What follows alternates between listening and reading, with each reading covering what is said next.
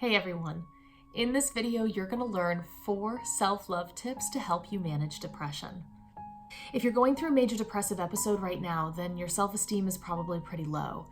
You may be dealing with a lot of feelings of guilt, maybe some shame attacks, you probably aren't sleeping the greatest, and you're probably wondering when this depression is ever going to lift. When am I going to feel like myself again? The thing about depression is that it often attacks our sense of self-love. And that can be kind of tricky because self-love is one of the things that actually helps us recover. So in this video, I want to offer some self-love tips that you can take into your life and start using to help you as you move through this depression. My name is Ashley Walkneen. I'm a therapist and credentialed life coach. And on this channel, we talk about self-management strategies to better help ourselves in life.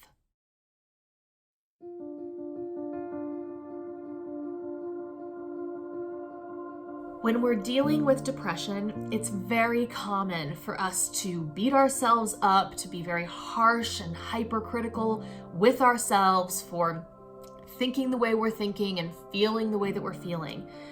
And if you've grown up in an environment where these kind of mantras of just get over it, don't cry over spilled milk, just get on with things, then the practice of self-love can feel especially strange.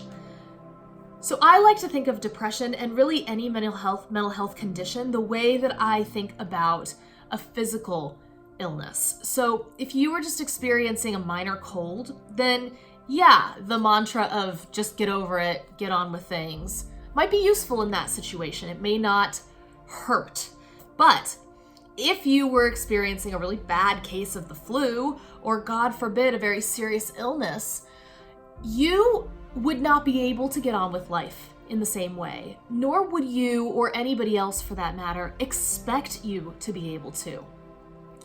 And mental health conditions like depression have a very similar effect in the sense that it affects our ability to function the way that we normally would. And so it's just not useful to be hypercritical and harsh with ourselves. The ability to be loving and kind and to be supportive of ourselves is not just a good idea when we're going through depression, but it's actually a really important part of the recovery process. Because when you add all of that harsh, judgmental self-talk on top of everything else that you're already experiencing, you're adding another layer. You're adding a layer of self-judgment that makes it even more difficult for you to cope and for you to recover.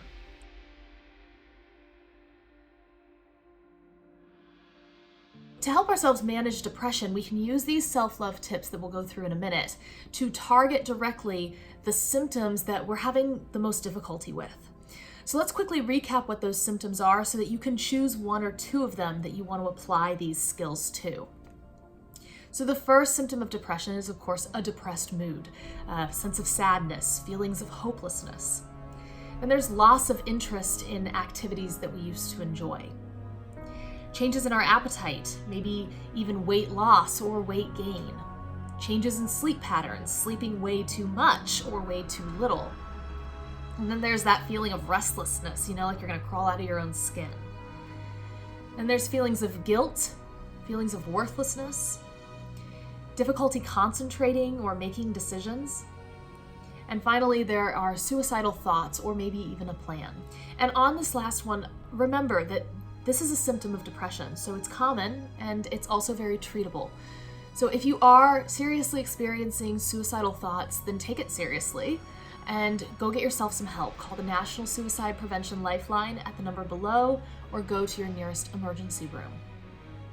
If you want more information on depression, I made a video called How to Fight Depression, which dives a lot more deeply into this topic. So I'll leave a link in the description box below as well as above in case you want to check it out. So tip number 1 is kind self-talk. So our mind is a problem-solving machine. So it's going to see this depression as a problem, it's going to see these symptoms as a problem, and it's going to want to fix it right away. It's not really going to be too concerned about the way it speaks to you and the way it goes about it. So it's very normal for our self-talk to become very harsh and judgmental as our mind tries to alert us of this problem and push us to solve it. And while that's practical, it's not very useful. And so kind self-talk is kind of rerouting the way we speak to ourselves, using a tone that is a bit more compassionate, using language with ourselves that is a bit more considerate. So you can think about how you would speak to a friend going through depression, what kind of tone you would be using, what kind of things you would be saying, and trying to apply that to yourself. Kind self-talk also acknowledges the symptoms that we're experiencing. It validates why we feel pulled to act in a particular way because of these symptoms. And then it highlights the workability of that. So is it useful? Is it more likely to pull me deeper into a depression if I act this way, or is it more likely to help me out? And when it's more likely to pull us deeper, kind self-talk offers alternative suggestions from a place of love instead of lectures. So for example, I know you stayed in bed all day because you had no energy and you were feeling really sad. But now you're feeling even worse because you've isolated yourself. I want you to feel happy. I want you to feel better. So why don't we try doing this instead? And the this is usually a suggestion that is the opposite of what the depressive symptom is wanting us to do. But done so from a place of love and compassion. Another example. I know that you didn't eat anything today because you really didn't have an appetite and you really couldn't be bothered. But now you're feeling even worse. Now you have even less energy. I want you to be healthy. I want you to move through this depression and get back to your life. So why don't we try doing this instead? That's kind self-talk. Now you can stop yourselves when you catch yourself being harsh and or acting on these depressive symptoms and apply this kind of phrase, or you can start journaling to yourself, either in the morning or before you go to bed at night, kind of reflecting on the day, reflecting on the actions you took in the face of depression, and speak to yourself from a place of kind self-talk in your journal. Tip number 2 is compassionate imagery. So I'll give you a couple examples. First is inner child work, which I absolutely love. So this is when we imagine ourselves as this very young, innocent child who's suffering. And then we imagine ourselves as the person we are today, kind of the ideal version of ourselves, going and being there to give love and support to this child. And this is a way of teaching ourselves how to give empathy to ourselves.